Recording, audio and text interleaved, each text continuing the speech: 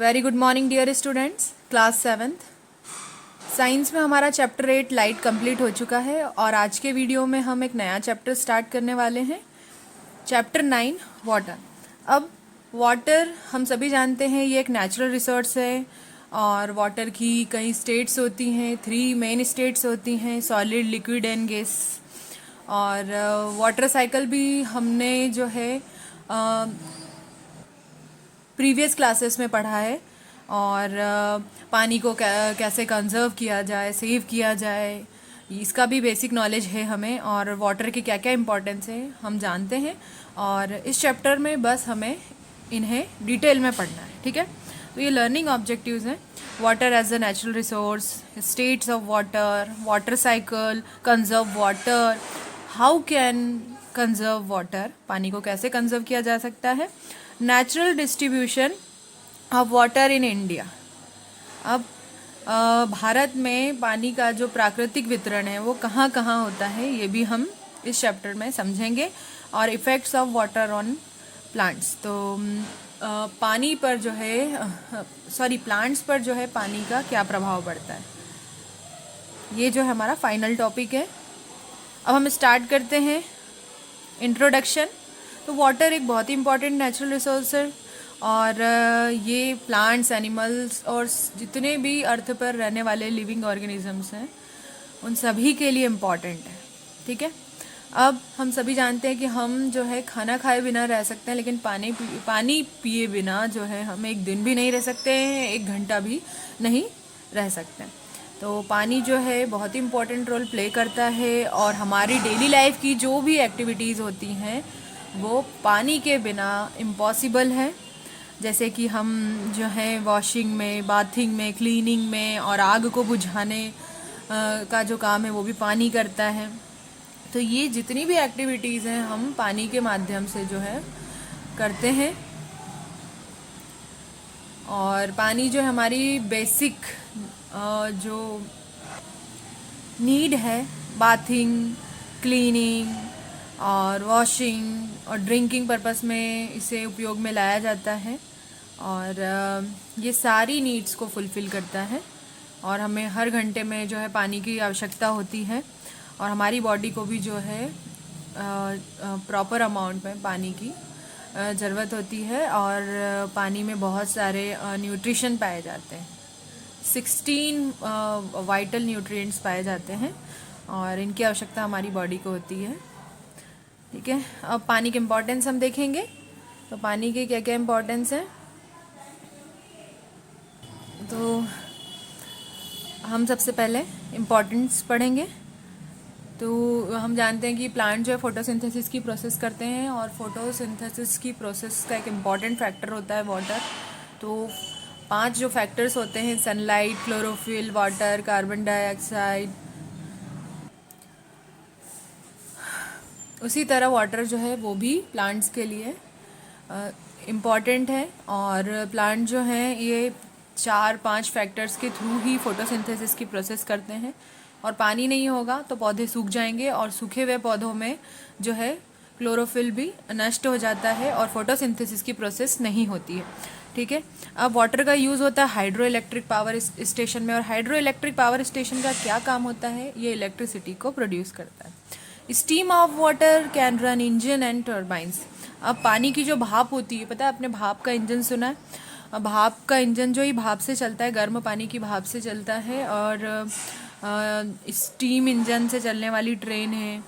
और ये जो पानी की भाप की जो इंटेंसिटी होती है, जो कैपेसिटी होती है, वो गर्म पानी से भी ज़्यादा होती है। तो गर्म पानी और गर्म भाप की अगर हम कंपैरिजन करें तो भाप जो है वो ज़्यादा असर करती है। तो इसीलिए जो इंजन्स होते हैं, टरबाइंस होते हैं, वो भाप से चलते हैं, ठीक है। और जो स्टीम होती है वो किसकी फॉर्म है, वाटर की फॉर्म है, गैसियस फॉर्म है, ठीक है। नेक्स्ट है it is needed by man for various activities. जैसा कि अभी मैंने आपको बताया, drinking, cooking, cleaning, bathing, washing, putting out of fire and agriculture. तो इस सारी प्रैक्टिसेस में ये जो सारी हमारी बेसिक नीड्स हैं और डेली लाइफ की एक्टिविटीज़ हैं उनमें वाटर की आवश्यकता हमें होती है। अब it is used by engines as coolant, तो इसका यूज़ इंजन के द्वारा कूलेंट में, जैसे अब इंजन के पार्ट्स गर्म हो जाते हैं, मशीन के पार्ट्स गर्म हो जाते हैं, तो पानी डाला जाता है और उसे ठंडा किया जाता है। एज ए कूलेंट भी वाटर का यूज़ किया जाता है। It is used widely as medium of transport, और इसका यूज़ जो है as a medium of transport के रूप में भी किया जाता है। अब हम बात करें अर्थ की सरफेस पर जो है, अगर हम पानी की मात्रा की बात करें तो पानी जो है इसमें 97% वाटर सेलाइन वाटर होता है, यानी जो कि सी, ओशियन में और खारे पानी की जो नदियाँ होती है उनमें पाया जाता है। और जो 3% वाटर होता है वो पोर्टेबल और ड्रिंकिंग पर्पस में और जो भी हमारी डेली लाइफ की एक्टिविटीज़ होती है उसमें यूज़ में लाया जाता है। ठीक है। और जो बचा हुआ फ्रेश वाटर है ये कहाँ से मिलता है? ग्लेशियर से मिलता है। ग्लेशियर्स जो होते हैं हम जानते हैं बड़े बड़े पहाड़ों पर, पर्वतों पर, जो माउंट एवरेस्ट है, हिमालय है, वहाँ पे ग्लेशियर्स पाए जाते हैं और ये फ्रोज़न फॉर्म में होते हैं, बर्फ़ के रूप में जमे रहते हैं। और जैसा कि आपको पता है ग्लोबल वार्मिंग होती है और ग्लोबल वार्मिंग की वजह से जो है हीट की मात्रा बढ़ती है और हीट की मात्रा से ग्लेशियर्स पिघल रहे हैं और पिघल कर क्या होते हैं नदियों में जाकर जो है नदियों में ये मिल जाते हैं। तो जो स्वच्छ पानी का स्तर है धीरे धीरे कम हो रहा है और एक कंडीशन ऐसी आएगी कि जो फ्रेश वाटर है वो हमें नहीं मिल पाएगा। और ये ग्लेशियर्स होते हैं और आइस कैप्स जो होती हैं इसलिए इन सब में फ्रेश वाटर पाया जाता है। ग्राउंड वाटर में भी ये भी पोर्टेबल होता है ड्रिंकिंग पर्पस के लिए, और ग्राउंड वाटर जो है ये इसको भी हम प्योरीफाई करके जो है हमारी जो भी हमारे काम है, डेली रूटीन है, उसे फुलफ़िल किया जाता है। और ग्राउंड वाटर जो है बहुत हार्ड होता है और ज़्यादा गहराई का जो ग्राउंड वाटर होता है उसमें जर्म्स और जो है बैक्टीरियाज पाए जाते हैं और इसमें जो है सैंड वगैरह इम्प्योरिटीज़ भी, कीचड़ भी, स्लिट वगैरह भी रहता है। ठीक है। और ये बहुत हार्ड होता है। आपने ग्राउंड वाटर देखा होगा, जो अंडरग्राउंड वाटर है, बोरिंग वाटर रहता है, जब वो जिस भी बर्तन में उसे रखते हैं तो पानी की एक लेयर बना लेता है, तो बहुत ही हार्ड होता है। इसीलिए वाटर प्योरीफायर या आरओ वगैरह घर में लगे रहते हैं और इसको क्लीन करने के लिए फिटकरी वगैरह का भी यूज़ किया जाता है। और आप देखेंगे कि जो नदियों का जल होता है, कुछ नदियाँ जो बहती हुई नदी, उनका पानी भी स्वच्छ होता है, झीलों का पानी स्वच्छ होता है, झरनों का पानी स्वच्छ होता है। और ये जो है टोटल कितने परसेंट है? 0.006% है। तो हमारे अर्थ पर अगर हम बात करें तो रफली 0.006% जो है वाटर प्रेजेंट है। Water as a natural resource, तो water as a natural resource अगर हम बात करें, किसी भी सोर्स को हम, किसी भी सब्सटेंस को नेचुरल कब कहेंगे? जब नेचर के द्वारा वो हमें मिलेगा। ठीक है। तो एयर, वाटर, सनलाइट, बायोटिक और एबायोटिक जितने भी फैक्टर्स हैं ये सब क्या है? नेचुरल होते हैं। इन्हें और नेचुरल रिसोर्स होते हैं। और इवन ज़मीन में जिससे जो हमें फ्यूल्स मिलते हैं, चट्टानों में दबे रहने से जो कोल फॉर्मेशन होता है, जो भी हमें कोल, पेट्रोलियम, नेचुरल गैस मिलती है, सब नेचुरल रिसोर्स के कैटेगरी में आते हैं। और नेचुरल रिसोर्स जो है रिन्यूएबल और नॉन रिन्यूएबल होते हैं। ऐसे रिसोर्सेज जिनको हम रिसाइकल कर सकते हैं, रीयूज़ कर सकते हैं, वो नेचुरल रिसोर्स रिन्यूएबल कहलाते हैं, रिन्यूएबल नेचुरल रिसोर्स कहलाते हैं। और ऐसे रिसोर्स जो कि एक बार यूज़ करने के बाद नष्ट हो जाते हैं, दोबारा हमें नहीं मिलते हैं और उन्हें बनने में करीबन जो है करोड़ों वर्षों का समय लगता है। जैसे कि पेट्रोलियम प्रोडक्ट्स हैं, पेट्रोलियम है, कोल है, फ्यूल, फॉसिल फ्यूल्स होते हैं ये। तो फॉसिल फ्यूल्स जैसे कि कोल, पेट्रोलियम, नेचुरल गैस, ये एक बार जो है ख़त्म हो जाते हैं, नष्ट हो जाते हैं, यूज़ कर लिया जाता है, तो इन्हें हम रिसाइकल नहीं कर सकते हैं। इसका जो है इससे हम फिर से नहीं बना सकते हैं, क्योंकि ये नेचुरल प्रोसेस के थ्रू बनता है और ये नेचुरल प्रोसेस बनने में, इन्हें बनाने में बहुत ही लंबा समय लगाती है। तो करीबन करोड़ों वर्ष का समय हो जाता है और हमारी कई पीढ़ियाँ, कई पुश्तें खप जाएंगी और तब भी ये रिसोर्स हमें, तब जाकर हमें ये रिसोर्स मिलेंगे। ठीक है। तो वाटर भी एक नेचुरल रिसोर्स है और इसे हमें सेव करना चाहिए। ज़रूरत से ज़्यादा हमने अगर किसी भी रिसोर्स का या नेचुरल रिसोर्स का यूज़ करा है तो कहीं ना कहीं उसकी मात्रा जो है उसकी मात्रा में कमी आएगी, और उस किसी भी सोर्स की मात्रा में, नेचुरल रिसोर्स की मात्रा में कमी आएगी तो उसका सीधा प्रभाव जो है मानव जाति, पौधे और जीव जंतुओं पर पड़ेगा। ठीक है, अब आप देखेंगे यहाँ पर जो है नेचुरल रिसोर्स में है one which need to keep us and other living organisms alive, water and air. तो अर्थ पर जो है, अर्थ एक प्लैनेट है और इस प्लैनेट पर लाइफ क्यों पॉसिबल है, यहाँ सर्वाइवल क्यों है, आसान क्यों है दूसरे प्लैनेट की कंपैरिजन में, बिकॉज यहाँ पर जो है लिविंग ऑर्गेनिजम्स के लिए या जीवित रहने के लिए वाटर और एयर पाया जाता है। Other form which obtained energy और other substance useful for civilized life. तो अदर जो सब्सटेंस होते हैं वो हमारी लाइफ को सिविलाइज बनाने के लिए, सभ्य बनाने के लिए उपयोग में लाए जाते हैं, जैसे कि जंगल के जो प्रोडक्ट्स होते हैं, फॉरेस्ट या फॉरेस्ट प्रोडक्ट्स होते हैं, मिनरल्स होते हैं जो कि, और फ्यूल्स वगैरह, जैसा कि मैंने अभी आपको फ्यूल्स के बारे में बताया। वाटर क्या है, वाटर एक रिन्यूएबल नेचुरल रिसोर्स है। तो मैंने आपको बताया ऐसे रिसोर्स जिन्हें हम रिसाइकल कर सकते हैं और एक बार यूज़ करने के बाद ये नष्ट नहीं होते हैं, और इन्हें हम रिसाइकल करके इन्हें कंजर्व करके हम इन्हें बचा सकते हैं। और ये रिन्यूएबल होते हैं, जैसे कि एयर, वाटर, सनलाइट है, इन्हें हम क्या कर सकते हैं, ये एबायोटिक फैक्टर्स होते हैं, ये नॉन और ये रिन्यूएबल नेचुरल रिसोर्स भी होते हैं, जबकि कोल, पेट्रोल, डीजल, मिनरल्स ये सब क्या है, ये नॉन रिन्यूएबल है, एक बार नष्ट हो गए तो दोबारा हमें नहीं मिलेंगे। ठीक है, तो अगर हम बात करें पानी के डिस्ट्रीब्यूशन की, तो ये हर जगह पर यानी फ्रॉम प्लेस टू प्लेस ये डिफरेंट होता है। और वाटर जो है रिजर्वायर, सरोवर में भी पाए जाते हैं। आपने सुना होगा बांध, डैम, सरोवर, इनके बारे में। ये तालाब में, नदियों में, झीलों में भी पाया जाता है। और ये अंडरग्राउंड वाटर भी होते हैं। आपने अंडरग्राउंड वाटर जो है वो भी हमारे यूज़ में आता है। और ग्लेशियर जो कि आइस की फॉर्म में होते हैं, ये सब क्या है, फ्रेश वाटर की फॉर्म से। और एटमॉस्फेयर में हम अगर बात करें तो हमारे एटमॉस्फेयर में जो है वाटर वेपर की फॉर्म में होता है। ठीक है, वाटर वेपर एक गैसियस फॉर्म है। ऐसे तो बहुत सारे अमाउंट में पानी पाया जाता है, 97% वाटर पाया जाता है, लेकिन जो यूजेबल वाटर है वो उसका परसेंट बहुत कम है। और अगर हम बात करें तो ह्यूमन कंज्यूप्शन के लिए जो वाटर का परसेंटेज है वो है 0.01%।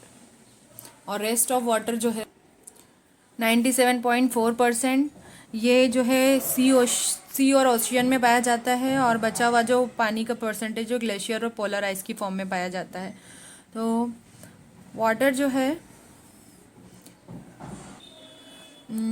अगर हम बात करें तो अर्थ के कुछ हिस्से में जो है पर्याप्त मात्रा में पाया जाता है और कुछ जगह पर इसकी कमी होती है, और इसे स्कार्सिटी ऑफ वाटर भी कहते हैं। तो पानी की कमी को स्कार्सिटी ऑफ वाटर कहते हैं।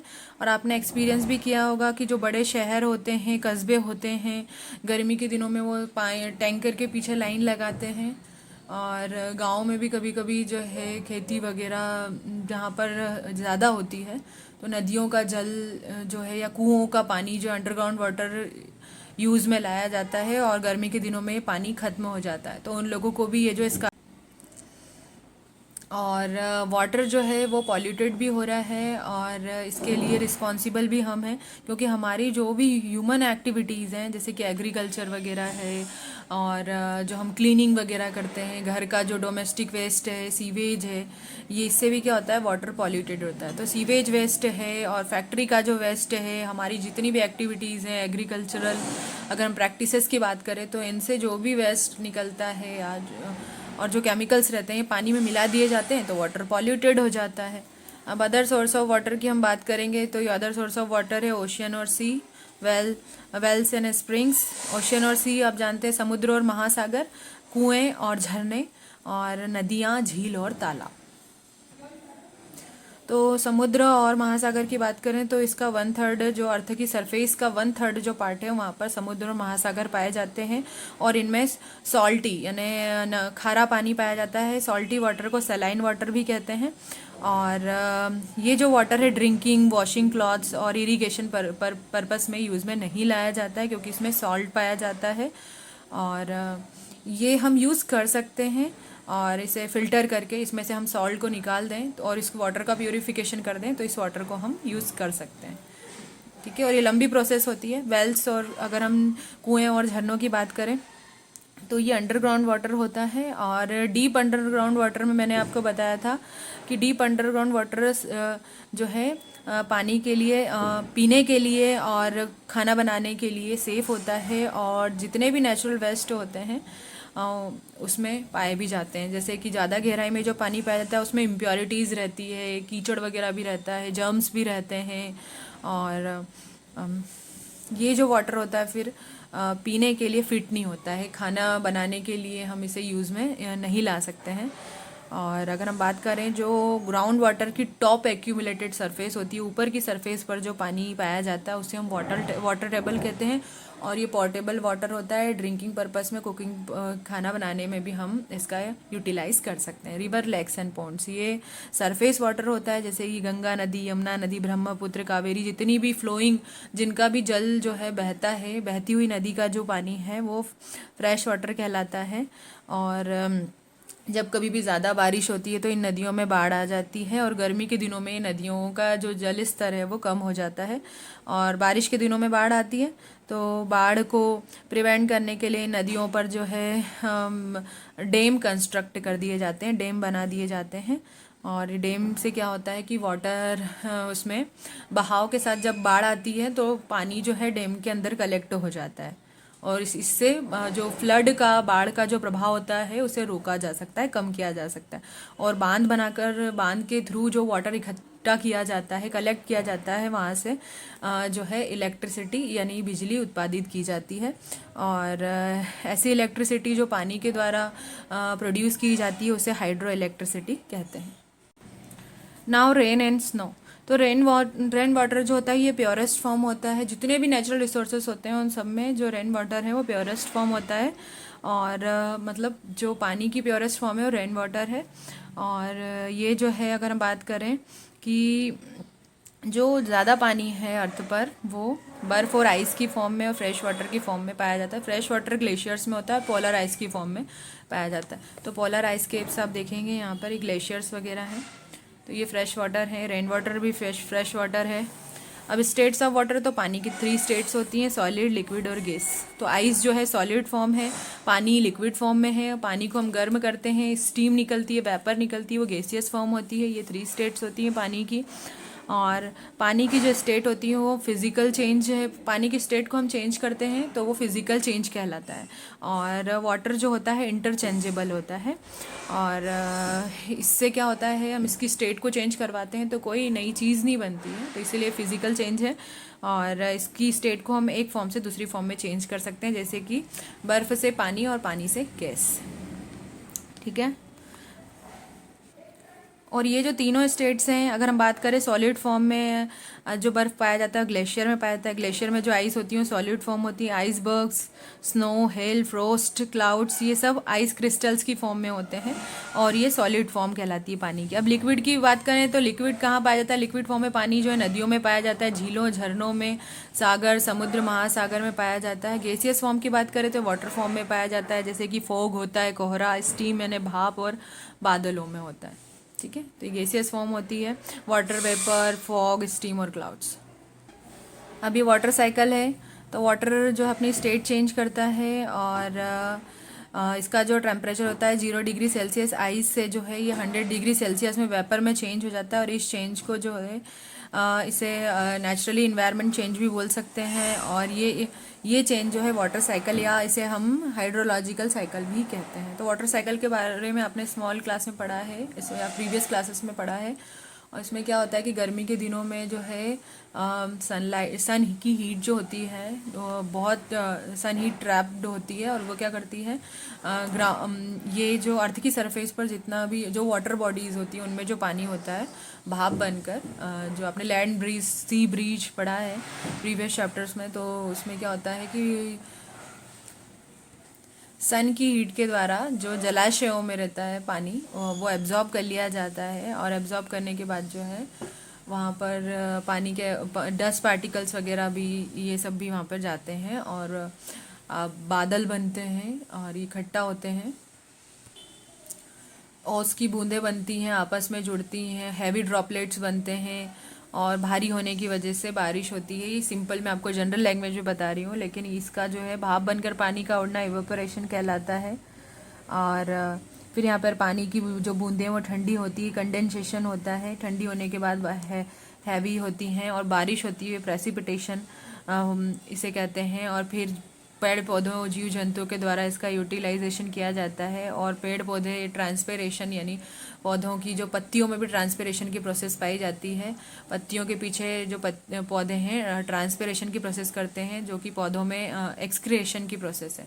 ठीक है, जिस तरह से हम एक्सक्रीशन करते हैं, वेस्ट प्रोडक्ट का रिमूवल होता है हमारी बॉडी में, उसी तरह से पौधे जो पानी पीते हैं वो भी उसे जो है रिमूव करते हैं। इसे ट्रांसपिरेशन कहते हैं।